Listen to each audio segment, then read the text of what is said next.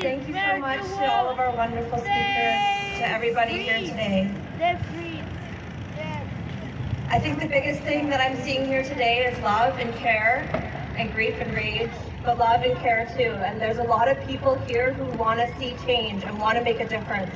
But maybe some people here don't know how to do that, how to take those first steps. But thankfully, all of that hard work has been done by Indigenous leaders. And there are so many guiding documents and action plans, especially the 231 calls to justice of the National Inquiry, of which only 2 have been fulfilled. Every one of us has a responsibility to make sure that those calls move forward. So I invite you to go home today and to look up what needs to be done, what you can do in your own personal and professional life, in any aspect to offer healing and support and love and care to your community members. And to try to figure out what we can do together between now and the next time we gather together in October. Hopefully not sooner, but we will gather if action needs to be taken. But I want to make sure that everybody goes home today and feels the love in their heart, but also feels the pain that was shared here today, and knows that that's not something that you just have to sit with in silence. You have all these people here to share it with you, and we're all here to try to make a change and to take action. So I have some booklets printed out on the back table there for anybody who doesn't know, whether you're an educator, whether you are a parent, and any role in life. So I really want to invite everybody here to not just show up to these events, but to figure out what you can do in your own life to take action and to take the steps that you want to take. Would you like to? We've got one more speaker, an impromptu speaker here, Marlene.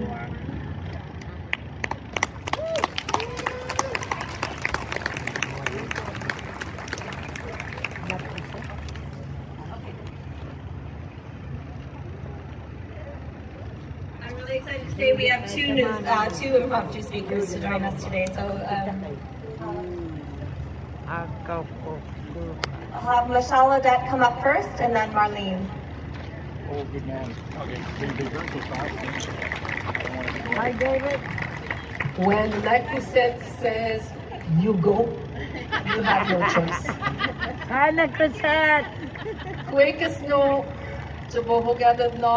Nendeno de Tayan, Nendeno de Etat Mijoan, Melanie. My name is Michelle. I'm a full-time cuckoo. My granddaughter is hunting some pigeons, but she's witnessing something very powerful, very strong. That even though 500 years and plus that they try to erase us, change us, make us different, and blah, blah, blah, blah, blah, we are standing. We are beautiful, we are strong, we are powerful, and of course, we are healing. Thank you, Nexit. Thank you, everybody who worked for this moment. I'm from a place also where one day some of us got a call to set up something that never exists here in Canada. They call it a national inquiry.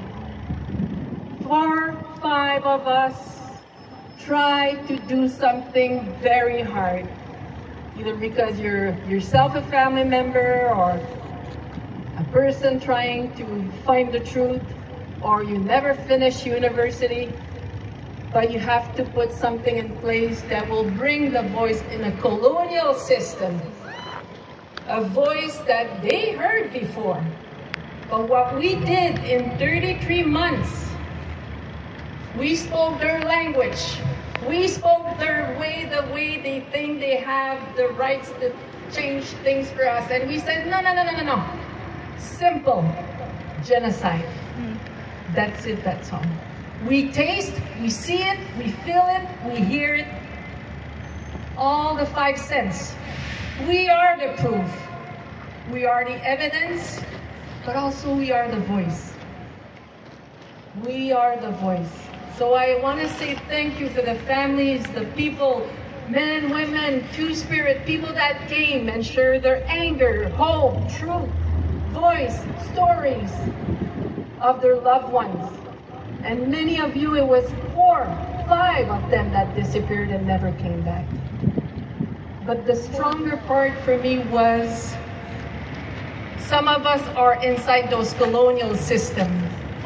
To change within the system, to remind them that no more.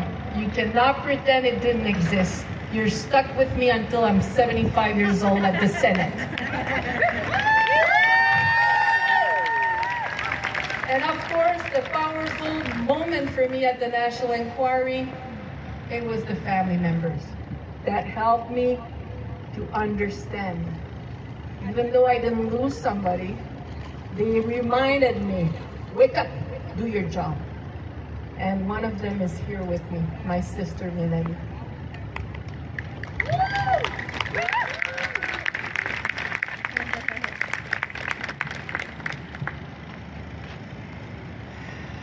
Sego, bonjour. Hello, thank you everyone for coming out and showing support for a very important issue that's affected so many across Canada. They try to erase us. They try to say that they're doing what they should be doing for the cause of MMIWG2S, but they're not. I've done the work along the years. I've spoke up. I've done the National Inquiry. I did the steps to get the National Inquiry set up, and here we are still at step 1. It's unacceptable that the governments, both federal and provincial, don't do their job to change the reality for our women, girls, and Two-Spirit people. We shouldn't be here saying the same things over and over, year after year. We should be saying, hey, we're making progress. Less of our women are going missing. We're not being targeted. Our cases are being dealt with like anybody else's, but we're not. We're still saying the same things. They don't treat us the same. They don't recognize us. They don't consider us human. That's why there is a genocide against our women, girls, and Two-Spirited people. We have to speak up. We have to hold them accountable. It's not just the family and survivors' responsibility to keep the pressure on. It's everyone's responsibility. We all need to stand up and say it's wrong. We don't agree. We need action now. Not when they have an election coming up, not when it's convenient for their political goals. But as the first people of this country, we should have the same rights and the same considerations as everybody else that came here after. It's a sad situation, and it's very heartbreaking as an impacted family member that my sister went missing in 2006. Her remains were found 2010. We are now 2025, and her case stays unsolved. There are so many people waiting for answers, waiting for things to get done so that they can bring their loved ones home. So if you take anything away from today, take this. Go home, have those hard conversations with your family, and explain to them what's going on in their country that was originally Turtle Island and is still Turtle Island, and the governments need to understand we are the first people here. We are important, our women matter, and that we need justice now.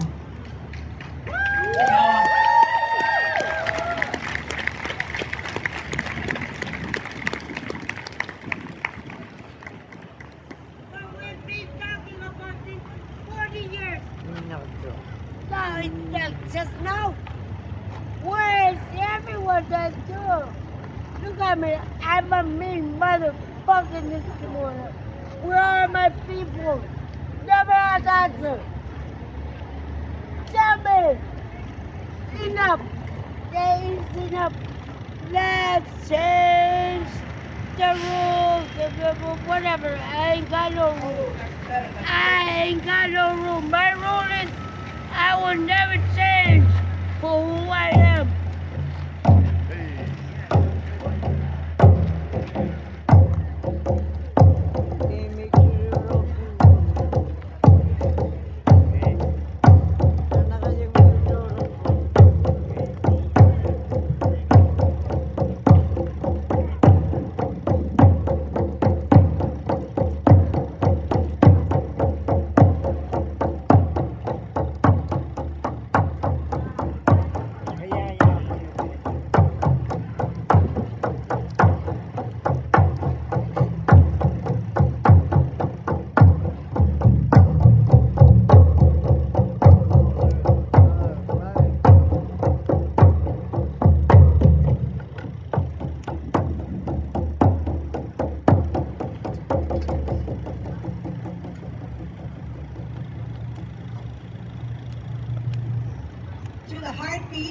visitors. Skyze, Denise, Zakaze. Ladies and gentlemen, and distinguished guests, my name is Marlene Hale, and I am from the Wet'suwet'en Nation. Let's give it to my nation of the Wet'suwet'en.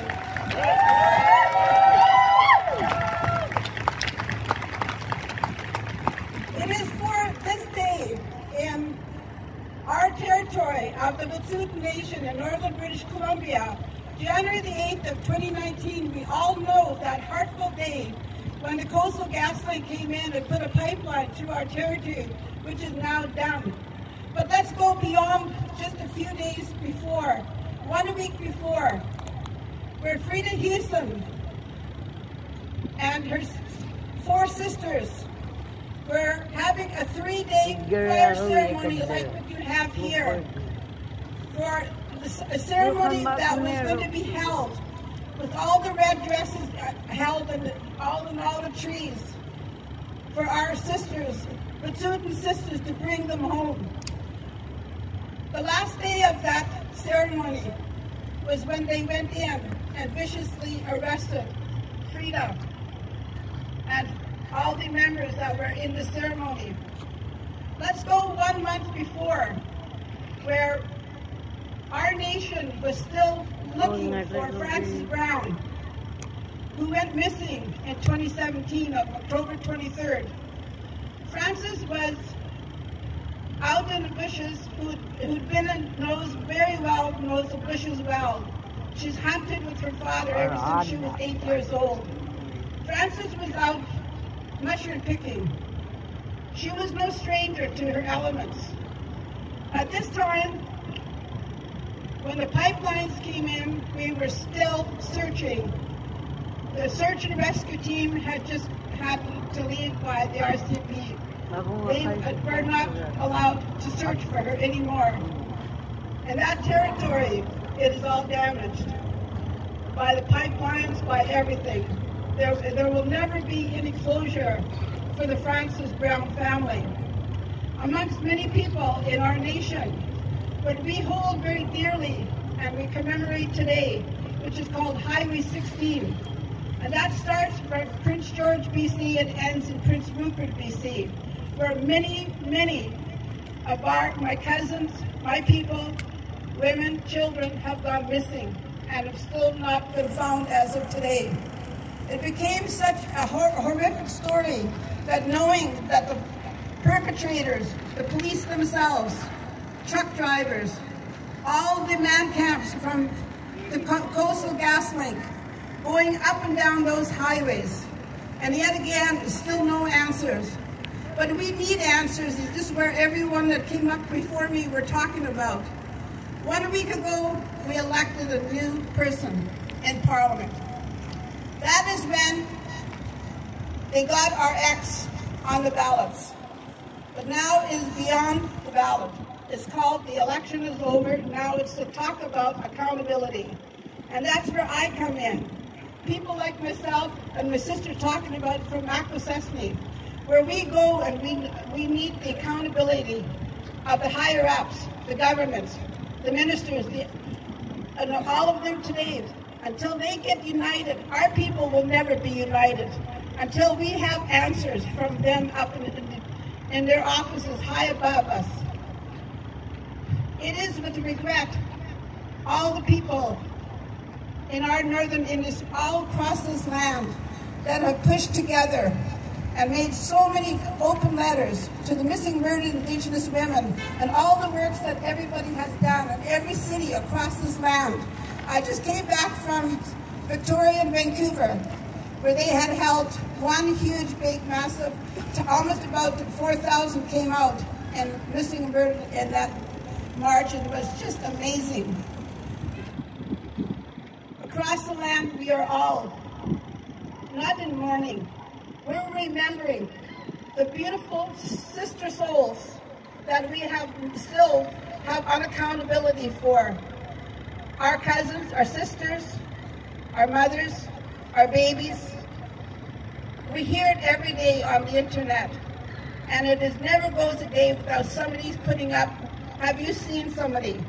And this is where, to the young ones, I would like to just give a heartfelt, just be careful out there. Make sure that you do the buddy system. Let people know where you are. Let them know that you are loved. You're young, you're vulnerable. You don't know what's against you. Please be cautious and be careful. We love you all. Thank you so much for listening, and have a good day.